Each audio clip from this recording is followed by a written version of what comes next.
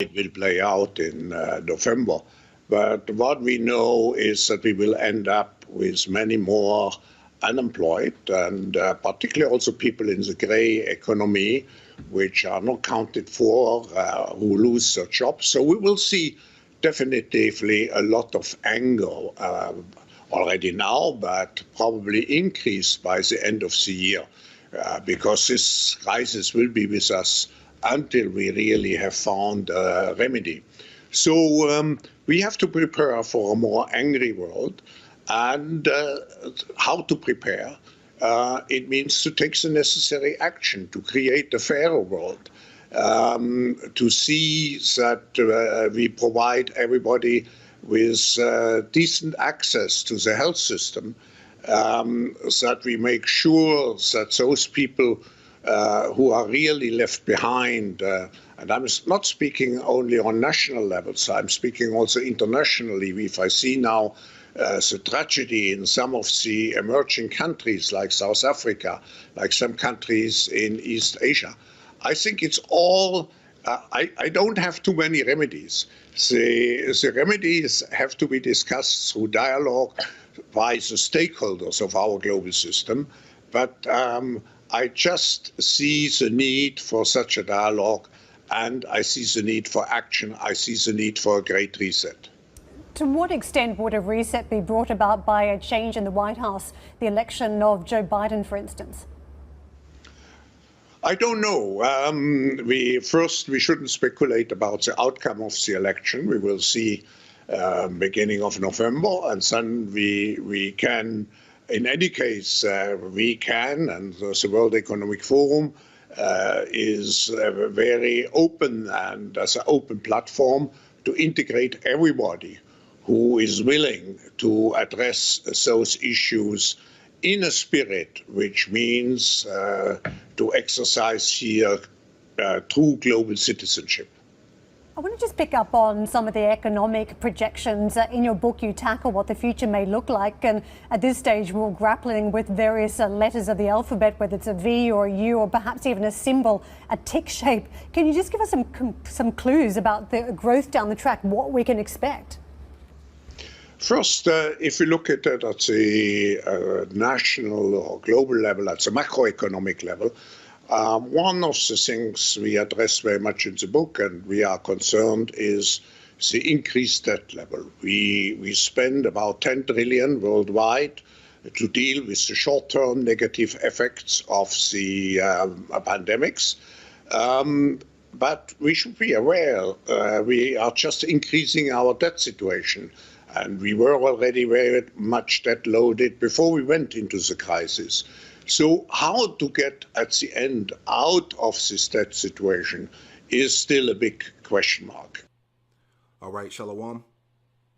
Before I get started with this lesson, I want to give all praises, honor, and glory to Yahweh Bahashem, Yahweh Shai Bahashem, Rakakwadash. Double honors to my elders and apostles of Great Millstone who taught me this truth. And double citation to all you Akim out there laboring. The house of David is pushing this word with all truth, righteousness, and sincerity. Shalom to you, brothers. So I'm back at you with another quick lesson through the Holy Spirit. And this video clip came out this past summer, July 14th, 2020. And this is that same Edomite whose name is Klaus Schwab, okay, that told you that they're going to implement implantable microchips that can read your thoughts. Okay, so he's the founder of the WEF, which stands for the World Economic Forum, dealing with the so-called global economy. And he said that we must prepare for an angrier world. And why is that? Because these devils plan on crashing the economy. Brace for that so-called global reset. A time like no other is getting ready to come upon the world, man. Okay, so this article came out November 19th, 2020. This is from cnnbc.com. The title it reads, it says, Attack of the Debt Tsunami. Coronavirus pushes global debt to record high, okay? And what does a tsunami do? It comes down crashing and destroys everything in its path. Okay, so read between the lines. They're telling you what they're about to do. All right, but jumping down, Lord willing, this lesson be edifying. I just want to get straight to the point. But reading on, it says, London, it says the coronavirus crisis pushed global debt levels to a new high of over 272 trillion in the third quarter. The Institute for International Finance said, as it warned of the, quote, attack of the debt tsunami. Okay, so they telling you, man, they're getting ready to crash this so-called global economy, man. Okay, all hell is getting ready to break loose, and that's why he said we got to prepare for an angrier world, man. Okay, the whole world is getting ready to go into straight up chaos, man. And there's no way there's no way they can pay this this so-called debt back, man. And this is why they're pushing forth for a so-called Great Reset, man. They're going to start over, and this is dealing with the so-called NWO. All right, but jumping down, it says it comes after governments across the world stepped up support for companies and citizens in the face of a global pandemic, which led to widespread stay-at-home orders. Businesses also had to look for alternative funding as activity came to a halt in the wake of the COVID-19. Both events translated into higher borrowing and therefore more indebtedness.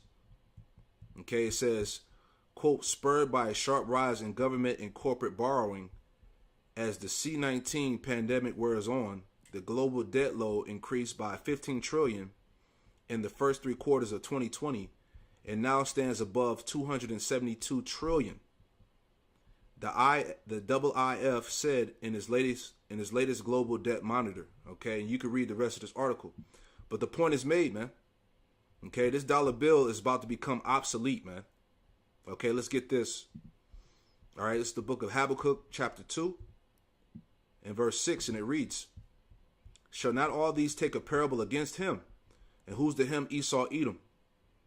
It says, shall not all these take a parable against him, a taunting proverb against him, and say, woe to him that increaseth that which is not his, how long?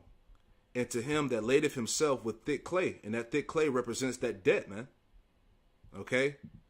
272 trillion, man. Okay, which can't be paid off. Okay, and this is why that great reset has to come.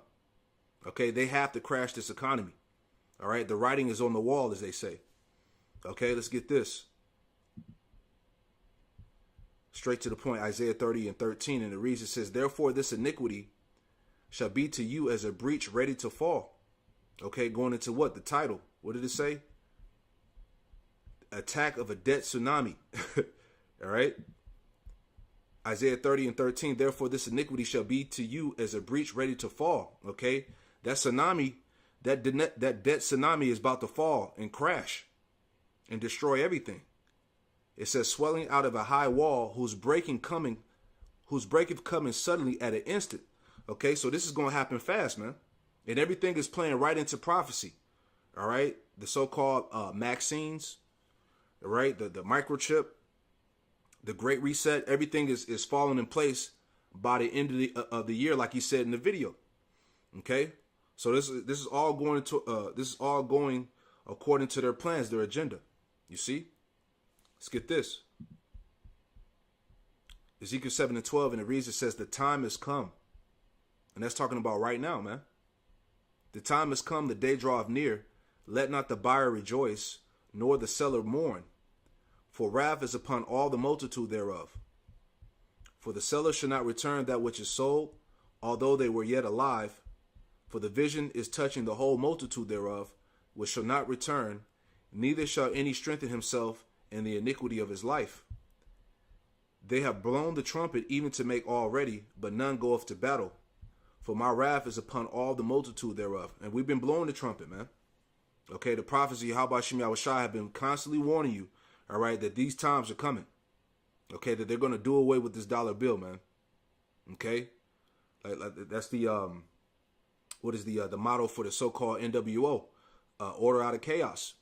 Okay, that's why he said that we got to prepare for an angrier world, man. The whole world is about to go up in chaos, man. Verse 15, Ezekiel 7 and 15, the sword is without and the pestilence and famine within. And that's what's going to happen once this economy crashes out. There's going to be more pestilence and famine and the sword. It says, he that is in the field shall die with the sword. he that is in the city, famine and pestilence shall devour him. Okay? And this is what the Lord is getting ready to send upon the world, man. Verse 16, but they that escape of them shall escape, and he shall be on the mountains like doves of the valleys, all of them mourning, everyone for his iniquity. All hands shall be feeble, and all knees shall be weak as water, man. And that's going to be the state of the people, all right, once they fully implement this thing. Okay? It said all hands shall be feeble, and all knees shall be weak as water. Okay? People are going to lose it out here. Verse 18, it says, they also shall gird themselves with sackcloth, and horror shall cover them. And shame shall be upon all faces, and baldness upon their heads. All right, symbolizing the times of grief and sorrow that Yahweh Shem Shah is going to bring upon the earth, man. Okay, lamentations and woe. Okay, death, famine, and pestilence, the sword. All right, this is a terrible time that's getting ready to come, man. Okay, and it's all being put right in your face. Verse 19. They shall cast their silver in the streets, and their gold shall be removed. The silver and their gold shall not be able to deliver them in the day of the wrath of Yahweh Shem Shai. And that gold and silver is going to be is likened unto that money, man. All right, money. These paper dollar bills are getting ready to become obsolete, man. So all of that, once there's no use for them, they're going to be cast in the street. You know, that great crash is coming. Okay, it says they shall not satisfy their souls, neither fill their bowels, because it is the stumbling block of their iniquity. Okay, and that's pretty much the point. All right, so pretty much brace for impact. I pray this lesson was edifying. I'm going to close it out by saying, Call Halayim La Yahweh Bahashem, Yahweh Shai Bahashem, Rakakwadash. Double honors to my elders and apostles of Great Millstone who taught me this truth, and double salutation to all you Akim out there laboring. Shalom.